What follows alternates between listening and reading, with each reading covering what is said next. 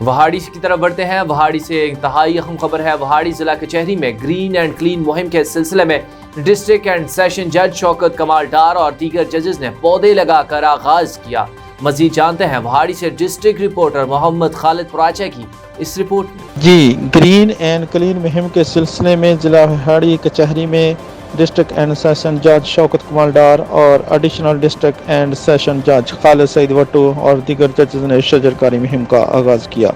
District and session جج شوکت کمال ڈار نے کہا کہ ہر کوئی اپنے گھر کو خوبصورت بناتا ہے اور ہمارا گھر کچہری ہے، اسے ہم سب نے مل کر خوبصورت بنانا ہے۔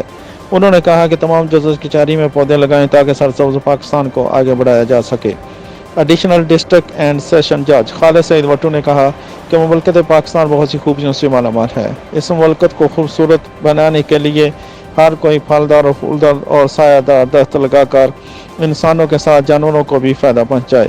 شجرکاری مہم کے بعد ملک کی سلامتی، ترقی اور خوشحالی کے لیے دعا بھی کی گئی۔ جی